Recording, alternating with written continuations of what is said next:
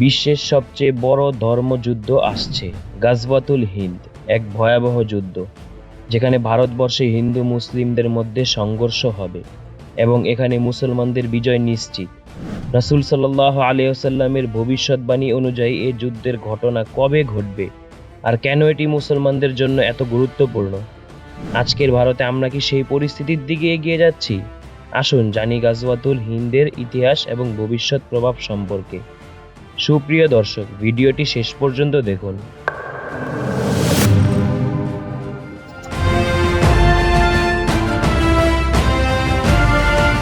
পৃথিবীতে সবচেয়ে বড় যে ধর্মযুদ্ধ হবে সেটা হলো গাজওয়াতুল হিন্দ তথা হিন্দুস্তানের যুদ্ধ, যা ভারতবর্ষে হিন্দুদের সাথে মুসলমানদের ধর্মযুদ্ধ সংগঠিত হবে। এই যুদ্ধে নিশ্চিতভাবে মুসলমানদের বিজয় হবে, কিন্তু কবে আসবে এই গাজওয়াতুল হিন্দ আর ইমানদার মুসলিমদের জন্য কতটা গুরুত্বপূর্ণ এই গাজওয়াতুল হিন্দ তা বলা বাহুল্য রাখে না। গাজওয়া শব্দের অর্থ হলো অভিযান আর হিন্দ হলো স্থানের নাম। 1400 বছর আগে বর্তমান ভারত, বাংলাদেশ, মায়ানমার, শ্রীলঙ্কা, আফগানিস্তান, পাকিস্তান ও নেপাল, ভুটানকে বলা হতো হিন্দ, অর্থাৎ ভারতীয় উপমহাদেশকে বলা হতো হিন্দুস্তান। পবিত্র হাদিস শরীফে গাজওয়াতুল হিন্দ সম্পর্কে বলা হয়েছে, এটা হবে কাফের বা মুশরিকদের সাথে মুসলমানদের পৃথিবীর সবচেয়ে বড় জিহাদ বা যুদ্ধ। এই যুদ্ধে হিন্দুস্তানের মোট মুসলিমদের 1/3 শহীদ হবে, আরেক অংশ পালিয়ে যাবে আর শেষ অংশ জিহাদ চালিয়ে যাবে এবং চূড়ান্ত বিজয় লাভ করবে। মুসলমানদের নিশ্চিত জয় হবে, কিন্তু এটা এতটাই ভয়াবহ হবে যে হয়তো অল্প কিছু সংখ্যক মুসলিমই বেঁচে থাকবেন বিজয়ের কোষ আমদেদ করার জন্য। অন্য বর্ণনায় আছে গাজওয়াতুল হিন্দ হিন্দুস্তানের চূড়ান্ত যুদ্ধ। রাসূল সাল্লাল্লাহু আলাইহি ওয়াসাল্লাম একদিন পূর্ব দিকে তাকিয়ে বড় বড় নিঃশ্বাস নিচ্ছিলেন। এমন সময় এক সাহাবী রাসূল সাল্লাল্লাহু আলাইহি ওয়াসাল্লামকে জিজ্ঞাসা করলেন, ইয়া রাসূলুল্লাহ, আপনি এমন করছেন কেন? রাসূল সাল্লাল্লাহু আলাইহি ওয়াসাল্লাম বললেন, আমি পূর্ব দিকে বিজয়ের গন্ধ পাচ্ছি। সাহাবায়ে কেরাম রাদিয়াল্লাহু তাআলা আনহুম ওনারা জিজ্ঞেস করলেন, ইয়া রাসূলুল্লাহ, আপনি কিসের বিজয়ের গন্ধ পাচ্ছেন?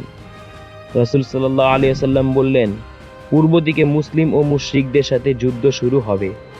যুদ্ধটা হবে অসম, মুসলিম সেনাবাহিনী থাকবে সংখ্যায় সীমিত, কিন্তু মুশরিক সেনাবাহিনী থাকবে সংখ্যায় অধিক। ওই যুদ্ধে মুসলিমরা এত বেশি মারা যাবে যে রক্তে মুসলিমদের পায়ের টাকনো পর্যন্ত ডুবে যাবে এবং যুদ্ধে মুসলিমরা 3 ভাগে বিভক্ত থাকবে। এক ভাগ বিশাল মুশরিক বাহিনী দেখে ভয় পালিয়ে যাবে, তারাই হলো জাহান্নামী, আর এক ভাগ সবাই যুদ্ধে শহীদ হবেন। শেষ ভাগ আল্লাহর উপর ভরসা করে যুদ্ধ চালিয়ে যাবে এবং শেষ পর্যন্ত জয় লাভ করবেন। রাসূল পাক সাল্লাল্লাহু আলাইহি ওয়াসাল্লাম বলেন, ওই যুদ্ধ বদর যুদ্ধের সমতুল্য। সুবহানাল্লাহ। তিনি আরো বলেছেন, ওই সময় মুসলিমরা যে যেখানেই থাকুক না কেন তারা যেন সেই যুদ্ধে শরীক হন। তবে গাজওয়াতুল হিন্দ ইতিমধ্যে হয়ে গেছে নাকি ভবিষ্যতে হবে তা নিয়ে রয়েছে বিভিন্ন মতভেদ। কারো মতে 712 খ্রিস্টাব্দে উমাইয়া খিলাফতের আমলে মুহাম্মদ ইবনে আল কাসেমের সিন্ধু আর মুলতান বিজয় ছিল এই গাজওয়াতুল হিন্দের শুরু, যা পরবর্তীতে দিল্লি সুলতান আমল ও সর্বশেষ মুঘল আমল পর্যন্ত বিস্তৃত ছিল। আবার কারো মতে এই বিজয় এখনো বাকি এবং ইমাম মাহদির আগমনের পর বা আগে হবে এই বিজয়। মুসলিম ভাই ও বোনেরা, গাজওয়াতুল হিন্দের প্রস্তুতি এখন আমাদের হাতে। আমরা যদি ঐক্যবদ্ধ হয়ে আল্লাহর হুকুম মেনে চলি তবে আমাদের বিজয় নিশ্চিত। সময় এসেছে ঐক্যবদ্ধ হয়ে সাহস নিয়ে প্রস্তুত হন এই মহাযুদ্ধে অংশগ্রহণের জন্য। আল্লাহর সাহায্য ছাড়া কোনো কিছুই সম্ভব নয়, তাই বিশ্বাস রাখুন, একে অপরকে সমর্থন করুন এবং প্রস্তুতি নিন, কারণ একমাত্র ঐক্য ও শক্তির মাধ্যমে আমরা জয়ী হব। মুসলিম উম্মাহর শক্তি হলো একে অপরের সাথে থাকা। এই যুদ্ধে আমরা সবাই একসাথে কালিমার পতাকার ছায়াতলে একত্রিত হব ইনশাআল্লাহ। আমাদের ভিডিওগুলো যদি আপনাদের ভালো লেগে থাকে অবশ্যই আমাদের চ্যানেলটিকে সাবস্ক্রাইব করুন এবং আমাদের ভিডিওগুলো নিয়মিত দেখে থাকলে বেল আইকনটি ক্লিক করুন। ধন্যবাদ।